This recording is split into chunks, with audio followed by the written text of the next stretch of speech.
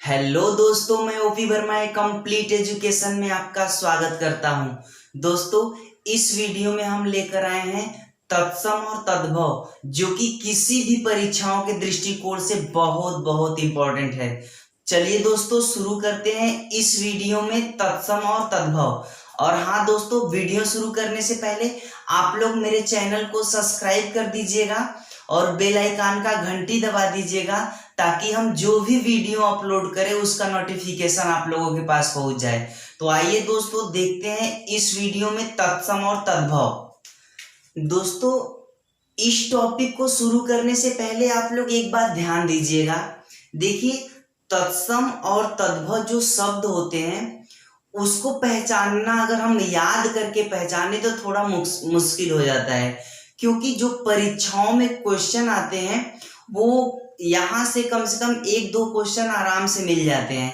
तो दोस्तों, यहाँ पर थोड़ा सा पहचानना जो होता है वो कठिन हो जाता है। तो इस वीडियो में हम ऐसा ट्रिक आपको लेकर आए हैं जो कि 100% जो भी तत्सम शब्द होंगे या तद्भव शब्द होंगे उसको आप पहचान लोगे।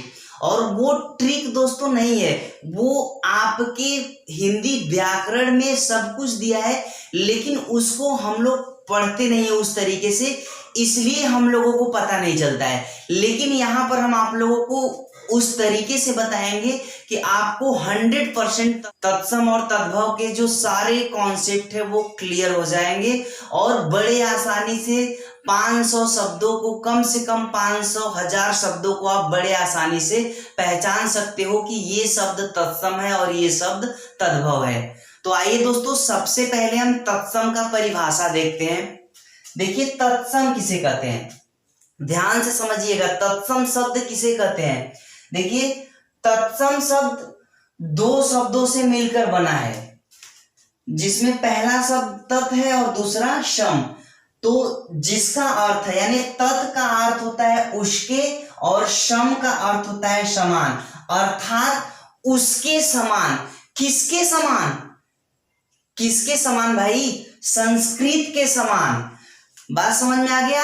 यानी संस्कृत के समान। हिंदी में अनेक शब्द संस्कृत से सीधे आए हैं और आज भी उसी रूप में प्रयोग किए जाते हैं।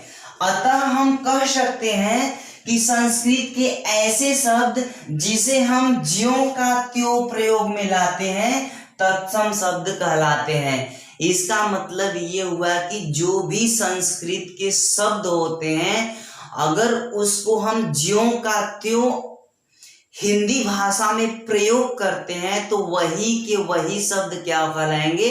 तत्सम शब्द कहलाएंगे। दोस्तों, संस्कृत के जितने शब्द हैं वो सब के सब तत्सम नहीं कहलाएंगे, बल्कि जो शब्द हिंदी में प्रयोग हो रहे हैं संस्कृत के शब्द हैं और वो हिंदी में उसी रूप में प्रयोग हो रहे हैं, उसको हम क्या बोलेंगे? तत्सम शब्द बोलेंगे। जैसे देखिए, अग्नि। अग्नि ये हमारा संस्कृत शब्द है और हिंदी में हम इसको क्या बोलते हैं? अग्नि ही बोलते हैं। अगर इसका तद्भव देखेंगे तो आग हो जाएगा, ठीक है? तो अग्नि, वायु, सूर्य, पुत्र, प्रेम, माता, पिता, श्रीमान, स्त्री, पुत्र इत्यादि, ये जितने भी शब्द हैं ये हमारे क्या हैं? संस्कृत के शब्द हैं, अर्थात तत्सम शब्द हैं। देखिए, ध्यान से समझिए, एक चीज ध्यान दीजिएगा, किसी भी शब्द में यदि आधा र दिख जाए तो वो हमारा क्या हो जाएगा? तत्सम हो जाएगा। जैसे ये सूर्य में हमारा आधा र है। पुत्र, त्र को हम, त्र जो है वो 2 शब्दों के योग से बना है, आधा त प्लस र। तो आधा वर्ड भी यदि आपको दिख जा रहा है तो हमारा क्या हो जाएगा? वो तत्सम शब्द हो जाएगा। जैसे प्रेम में आधा र है, ये हमारा ये जो मात्रा है ये हमारा आधा र को इंडिकेट कर रहा है ना, तो ये भी हमारा क्या हो जाएगा? तत्सम शब्द हो जाएगा। माता पिता, आप जानते हो माता च पिता च इस तरीके संस्कृत में बोला जाता है। तो ये सभी के सभी जो होते हैं वो हमारे तत्सम शब्द होते हैं। देखिए, श्रीमान, श्री में आधा र दिख रहा है, स्त्री में भी र दिख रहा है त्र भी यदि आ जाता है वो भी हमारा तत्सम शब्द होता है। पुत्र, ये जितने भी शब्द आपको दिखाई दे रहे हैं ये सभी के सभी तत्सम शब्द हो जाएंगे। दोस्तों इससे आपको क्लियर नहीं होगा, लेकिन अब हम जो तरीका बताने जा रहे हैं, जो नियम बताने जा रहे हैं वो बहुत बहुत इंपॉर्टेंट है, ठीक है। लेकिन उससे पहले हम तद्भव को भी समझ लेते हैं, फिर हम तत्सम और तद्भव का नियम, पहचानने का नियम आप लोगों को क्लियर कराएंगे। आइए दोस्तों देखते हैं तद्भव शब्द किसे कहते हैं। ध्यान दीजिए, तद्भव दो शब्दों के मेल से बना है। पहला है तत्, दूसरा है भव। तत् का अर्थ होता है उससे, भव का मतलब होता है उदय होना। तो उससे उदय होना अर्थात किससे उदय होना? संस्कृत से उदय होना। तो आप बोल सकते हो कि उदय तो संस्कृत से हुआ है, लेकिन प्राकृत, अपभ्रंश और पुरानी हिंदी आदि से गुजरने के कारण उसका रूप क्या हो गया है? परिवर्तित हो गया है। उसी को तो हम तद्भव बोलते हैं। आइए देखिए, तद्भव दो शब्दों के मेल से बना है, तत् धन भव, जिसका अर्थ होता है उससे होना, अर्थात संस्कृत शब्दों से परिवर्तित होकर बने शब्द। अर्थात देख लीजिए, संस्कृत के जो शब्द प्राकृत, अपभ्रंश, पुरानी हिंदी आदि से गुजरने के कारण आज परिवर्तित रूप में मिलते हैं, तद्भव शब्द कहलाते हैं। जैसे एग्जाम्पल देख लीजिए, घर हो गया, आम हो गया, कपूर हो गया, हाथ हो गया। पहले हम क्या बोलते थे?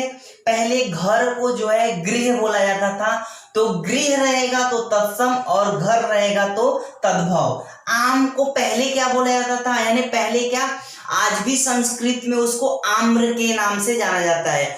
तो आम्र रहेगा तो तत्सम, आम हो जाएगा तो तद्भव। कपूर, कपूर को क्या फिर संस्कृत में क्या बोला जाता है? तो संस्कृत में कर्पूरः बोला जाता है और तद्भव उसका होगा कपूर, ठीक है। हाथ को संस्कृत में क्या बोला जाता है? तत्सम में क्या बोला जाता है? हस्त बोला जाता है। तो इस तरीके से आपको समझना है। देखिए, ये एक हम एग्जाम्पल दिए हैं, इससे आप 100% नहीं पहचानोगे, लेकिन अब हम जो तरीका बताने जा रहे हैं वो बहुत बहुत बहुत इंपॉर्टेंट है। ध्यान दीजिएगा, जितने भी हम आपको रूल बताएंगे वो सारे के सारे रूल यदि आप क्लियर कर लिए तो हम आपको बता रहे हैं 95% प्लस जो है आपका तत्सम और तद्भव शब्द कुछ भी दे दे, आप निश्चित तौर पर उसको पहचान लोगे। और हम एक बात बता दे रहे हैं, जो तत्सम शब्द होता है वो हमारा शुद्ध होता है और जो तद्भव शब्द होता है वो हमारा अशुद्ध होता है। बात समझ में आ गया? इससे एक बात और क्लियर हो गया, इसको भी समझ लीजिए। देखिए, तत्सम शब्द क्या होते हैं? सभी के सभी क्या होते हैं? संस्कृत के शब्द ही तत्सम शब्द कहलाते हैं, लेकिन सभी शब्द को नहीं। जो आज हिंदी में, संस्कृत के वे शब्द जो आज हिंदी में ज्यों के त्यों बोले जाते हैं, उसी को ही हम क्या बोलते हैं? तत्सम शब्द बोलते हैं। और तद्भव किसे कहते हैं? संस्कृत के वे शब्द जो आज के डेट में परिवर्तित होकर बोले जाते हैं उसको हम तद्भव शब्द बोलते हैं। दोस्तों चलिए समझते हैं तत्सम और तद्भव शब्दों को पहचानने का नियम, जो कि किसी भी परीक्षाओं के दृष्टिकोण से बहुत बहुत इंपॉर्टेंट है। तो आइए दोस्तों शुरू करते हैं, तत्सम और तद्भव के नियम क्या है। आइए दोस्तों पहला रूल देखते हैं। देखिए, छत्री छ का प्रयोग प्रायः तत्सम शब्दों में किया जाता है। जो छत्री छ होता है उसका प्रयोग प्रायः तत्सम शब्दों में किया जाता है। तो ध्यान दीजिए, जो छत्री छ है वो किस में बदल सकता है? वो ख में बदलेगा और छ में बदलेगा। तो ख और जो छत्री छ की जगह या तो ख हो सकता है या तो छ हो सकता है। तो ख छ का प्रयोग प्रायः तद्भव शब्दों में किया जा सकता है। एग्जाम्पल देख लीजिए, जैसे ये क्या है? क्षीर, छ छत्री आया। अक्षर, छ आया। परीक्षा, छ छत्री आया। साक्षी, छ छत्री आया। अच्छी, छ छत्री आया। क्षेत्र, छ छत्री आया। दक्षिण, छ छत्री आया। तो देखिए ये सभी में छ छत्री आ रहा है, तो इसलिए ये सभी के सभी जो शब्द होंगे वो हमारे तत्सम शब्द होंगे। अब देखिए छ छत्री किस में बदल रहा है, अब इसका हम तद्भव बनाएंगे तो छ छत्री जो है वो ख में परिवर्तित हो रहा है, तो क्षीर है तो खीर हो जाएगा, अक्षर है तो अक्षर हो जाएगा। समझ रहे हो, यहाँ पर आधा च और छ जुड़ रहा है, अक्षर हो जाएगा। परीक्षा है तो परीक्षा हो जाएगा, साक्षी है तो साखी हो जाएगा, अच्छी है तो आंख हो जाएगा, क्षेत्र है तो खेत हो जाएगा, दक्षिण है तो दाहिना हो जाएगा।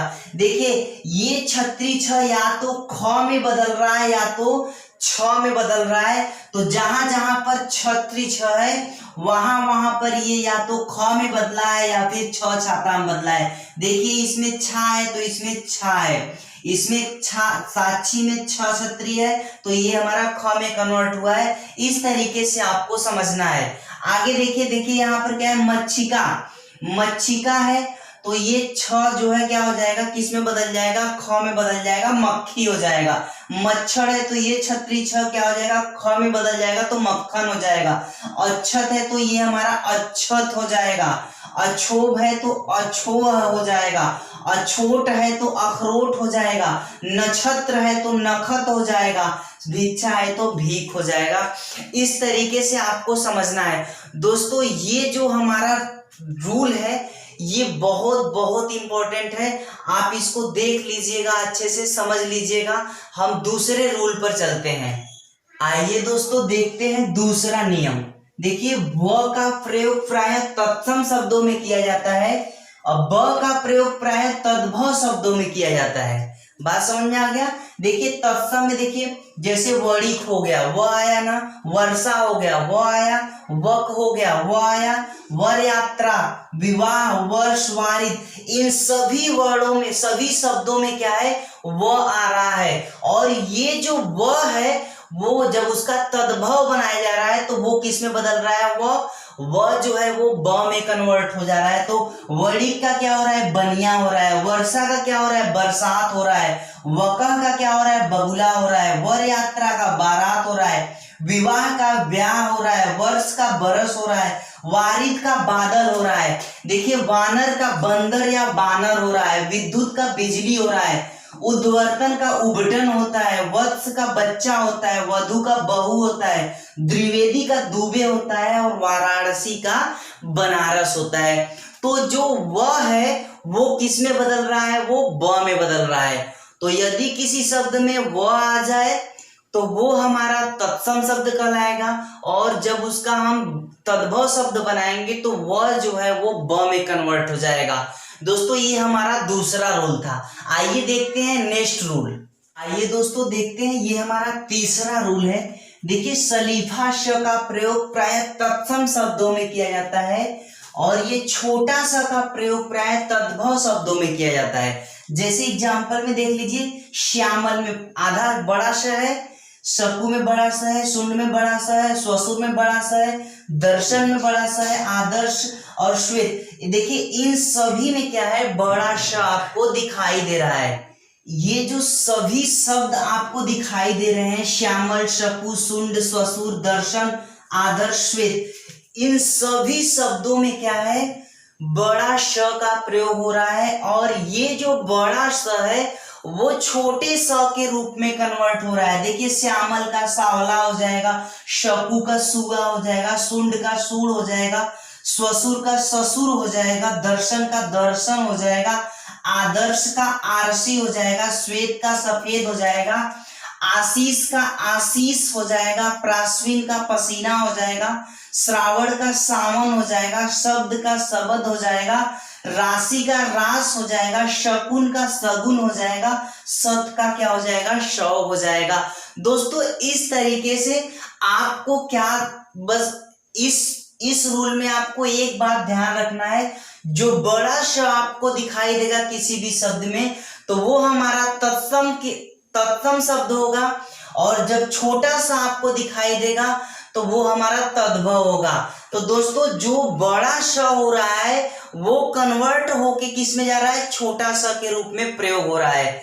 बात समझ में आ गया दोस्तों। चलिए हम नेक्स्ट रूल पर चलते हैं। आइए दोस्तों देखते हैं जो नियम नंबर 4 है वो क्या है। देखिए, यदि किसी शब्द में छत्री, छ, त्र, ज्ञ, स्र और ऋषि कोई अर्धवर्ण आधा र, य, श, मूर्धन्य श आए तो वह शब्द तत्सम ही होगा। ये बात ध्यान रखिएगा, ठीक है। चाहे छत्री छ आए, चाहे त्र आए, चाहे ज्ञ आए, चाहे स्र आए, चाहे ऋषि आए, चाहे कोई अर्धवर्ण आए या आधा र आए या फिर य, श, मूर्धन्य श आए, तो ये किसी भी शब्द में ये सब वर्ण आएंगे, वो हमारे शब्द जो होंगे निश्चित तौर पर तत्सम शब्द ही होंगे। और ध्यान दीजिएगा, तद्भव शब्द में क्या होता है, चंद्रबिंदी होता है, अर्धचंद्रबिंदी होता है, य जो है वो ज में बदल जाता है, श जो है वो छोटा स में बदल जाता है, मूर्धन्य स जो होता है वो छ, घ और श में कन्वर्ट हो जाता है। तो ये जो रूल है ये आपका बहुत बहुत इंपॉर्टेंट रूल है दोस्तों। देखिए, यदि आपको नहीं कुछ समझ में आएगा तो इतना तो जरूर समझ में आएगा कि चाहे वो तत्सम शब्द हो चाहे वो तद्भव शब्द हो, दोनों में से कोई एक ना एक आप निश्चित तौर पर पहचान लोगे। यदि नहीं पहचान पाओगे तो एलिगेशन मेथड लगाइएगा, उससे आप बड़े आसानी से छांट लेंगे। चलिए हम देखते हैं। देखिए, गोधूम आपको नहीं पता है कि ये हमारा तत्सम है कि तद्भव, लेकिन गेहूं देख रहे हैं ना, गेहूं पर चंद्रबिंदी है या अर्धचंद्रबिंदी, ये हम पहचान लिए कि ये हमारा क्या है, तद्भव है। अब तद्भव जो गोधूम का तद्भव जो होता है वो गेहूं होता है। मतलब गेहूं को संस्कृत में कैसे लिखा जाता है, गोधूम। बात समझ में आ गया। इस तरीके से मुख को मुंह लिखा जाता है। ये अर्धचंद्रबिंदी है ना, ये हमारा मुंह हो जाएगा। देखिए, श्मश्रु को क्या बोलते हैं, मुछ बोलते हैं, ग्राम को गांव बोलते हैं, भ्रू को भव बोलते हैं, नक्र को नाक बोलते हैं, भाद्रपद को भादो बोलते हैं। देखिए, ये जो है हमारा आधा र आधा र आधा र दिखाई दे रहा है ना, ये जैसे हम क्र लिख रहे हैं तो ये क्र पर ये जो मात्रा है आधा र का मात्रा है, समझ रहे हो। और अगर आप उड़ा रहे हो इस पर तो ये भी हमारा क्या है, आधे र का मात्रा है। बात समझ रहे हो। या फिर इस तरीके से लिख रहे हो तो भी ये हमारा आधा र ही है, समझ रहे हो ना। तो कहीं पर भी यदि आधा र का मात्रा दिखाई दे वो भी हमारा क्या हो जाएगा, तत्सम शब्द ही होगा। जैसे देखिए, आम्र, आम्र क्या है, म पर आधा र देखा, म पर आधा र दिखाई दे रहा है तो आम्र का क्या हो जाएगा, आम हो जाएगा। युग, युग का क्या हो जाएगा, जुग हो जाएगा। युवा का क्या हो जाएगा, जवान हो जाएगा। षष्ठ, षष्ठ का छठा हो जाएगा। देखिए, ये स जो है वो किसमें है, इसमें है, तो ये हमारा तत्सम शब्द होगा। और श जो है वो छ में बदल जाएगा तो छठा हो जाएगा। आशीष, ये जो बड़ा स है वो किस में बदल रहा है, छोटा स में। और मूर्धन्य स भी क्या हो रहा है, छोटे स में कन्वर्ट हो रहा है। शिष्य, देखिए सी ये हमारा बड़ा सी है लेकिन यहाँ पर भी बड़ा सी है, लेकिन आगे देखिए ये मूर्धन्य स जो है वो छोटे स में कन्वर्ट हो रहा है तो शिष्य का शिष्य हो जाएगा। श्रेष्ठीन, देखिए स्र जो है वो किस में आता है, श्र जो होता है किस में आता है, इसमें आता है, यानी तत्सम शब्द में आता है। तो श्रेष्ठीन का क्या हो जाएगा, शेठ हो जाएगा। और सर्प का क्या हो जाएगा, साप हो जाएगा।